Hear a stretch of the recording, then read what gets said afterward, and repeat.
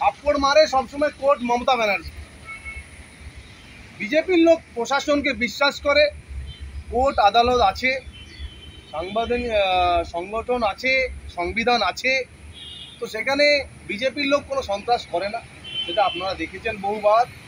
কখনো বলতে পারবে না বিজেপির লোক কোথাও গিয়ে মারপিট করে।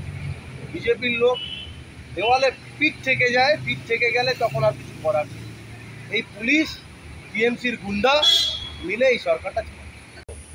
আমি সেটাও কোনো কমেন্ট করতে পারবো না। শুভেন্দু অধিকারী এলো কি, আজকে বাংলাতে 21-এর পর থেকে যে সন্ত্রাস হয়েছিল, তারপর থেকে আমি মনে করি যে বিজেপি যদি থাকে সেটা শুভেন্দু অধিকারীর জন্যই আছে। যেটুকু বিজেপি উঠেছিল, যেটুকু বিজেপি চাঙ্গা হয়েছে, সংগঠন চাঙ্গা হয়েছে, শুভেন্দু অধিকারী আছে। উনি তো বরাবরই ডান্ডা ঘোরান, রাজনীতিতে কাঁটিবাজি, ডান্ডাবাজি কী সব আছে আমি সব কথাবার্তা আমি জানি না। বাট পশ্চিমবাংলাতে আমরা জেতার জন্য, একটা বুথ জেতার জন্য আমরা মরি না, আমরা ফাইট করি। আমাদের কর্মী মরছে, আমাদের পার্টির কর্মীরা জেল খাটছে, মিথ্যা কেসে জর্জরিত, পুলিশ দিনের পর দিন তাদেরকে নির্যাতন করছে। আমাদের মাথা ব্যথা ওখানে, কে কাটি করছে এসব করার জন্য আমরা করি না। রাজনীতিতে এসছি আমরা এখানে কিছু পশ্চিমবাংলা ভালো করার জন্য, এবং পশ্চিমবাংলাতে বিজেপি আনা দরকার আছে, ডবল ইঞ্জিন সরকার আনা দরকার আছে। সেই কারণে আমরা মরিয়া। সংগঠন তার সংগঠনের জায়গা দেবে, কে রাজ্য সভাপতি হবে, কে যুব প্রেসিডেন্ট হবে, কে সেক্রেটারি হবে, এটা সেন্ট্রাল নেতৃত্ব আছে, তারা ঠিক করবে, তারা অবজারভেশন করছে। এইরকম মিডিয়াতে উল্টোপাল্টা কথা বলে কিছু হয় না। কাঁটিবাজি করেছে, কেউ বলেছে কিনা যে ওকে কাঁটি করেছে কিনা হারানোর জন্য, প্রুফ দিতে হয়। আমি খেলোয়াড়, আমি যদি বলি আমি ইডেন গার্ডেন্স ছাড়া খেলবো না, আমি ইডেন গার্ডেন্সেই পারফরমেন্স করব, আমি আর ওই যাদবপুরে গিয়ে পারফরমেন্স করতে পারবো না। তাহলে আমি কিসের প্লেয়ার হলাম? আমি প্লেয়ার, আমি সব জায়গায় পারফরমেন্স করব। That is the system. রাজ্য সভাপতি দিলীপ ঘোষকে করা উচিত। সংগঠন বুঝবে কাকে করবে। রাজ্য সভাপতি তো একবার ছিলেন, উনি 3 থেকে 77 বানিয়েছিল, ঠিক আছে। তো সেখানে তারপরে সংগঠন ওনাকে চেয়েছিল যে ওনাকে মেদিনীপুর থেকে সরিয়ে বর্ধমানে দেবে, বর্ধমানে এখন হেরে গেছিল। এবারে বিষয়টা হচ্ছে, একটা যে সংগঠন চালাবে, কি সংগঠন যে চালায় তাকে সব কিছু ভেবেচিন্তে কথা বলা উচিত ফার্স্ট অফ অল। এবং তার হাতে গুরু দায়িত্ব থাকে। পশ্চিমবাংলার মতো এত বড় একটা স্টেট, যেখানে 42টা লোকসভা, বৃহত্তম একটা রাজ্য, সেখানে আগামী দিনে পশ্চিমবাংলাতে বিজেপিকে আসতে হলে সংগঠনকে সেরকম লোককে দিতে হবে যে লোকটার হাত ধরে এখানে বাংলায় বিজেপি আসে। সেই লোকটা কে হবে সেটা রাজ্য নেতৃত্বরা ঠিক করবে, সংগঠন ঠিক করবে। বাট আমার ভূমিকা, আমাকে যখনই দায়িত্ব যেখানে কাজে লাগাবে, আমি আমার 100%ই কাজ।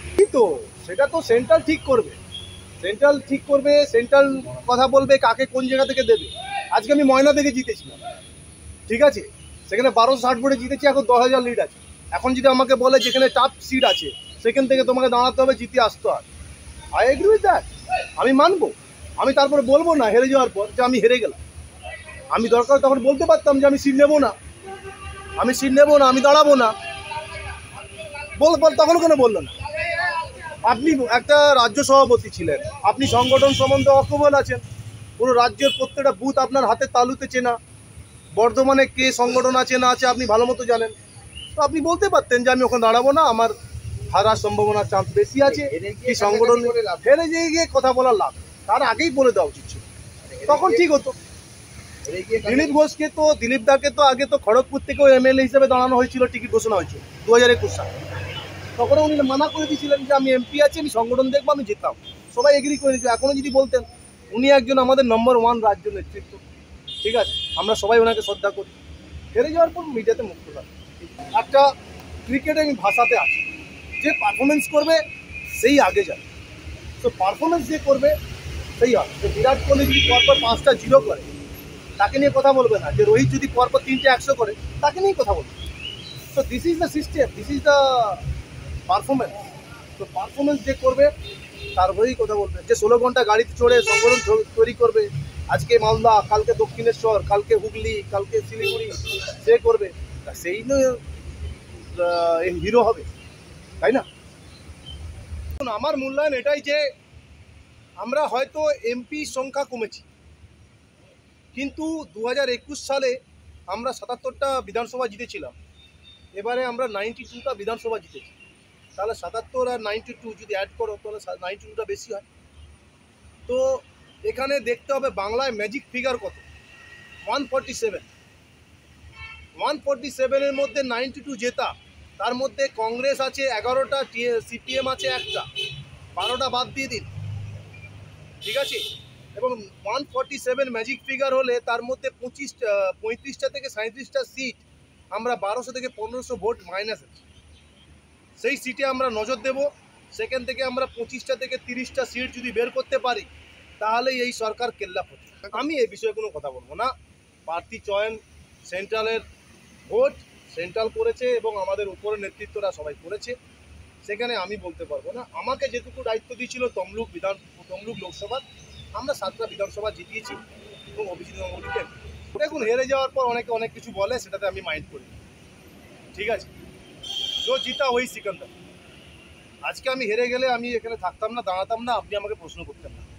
আমি জিতে বেরিয়ে এসেছি, আপনাকে এখন দাঁড়িয়ে আছি, আমি এখন এমএলএ হিসেবে, আপনারা আমাকে প্রশ্ন করছেন। So like cricket game, like any sports game, जो जीता वही सिकंदर। कैसे जीता, क्यों नहीं जीता, कौन काठी किया, ও সব কথাবার্তার কোনো মূল্য নেই। ও মাথা পাবলিককে গরম করিয়ে মিডিয়া দেখিয়ে কোনো লাভ নেই।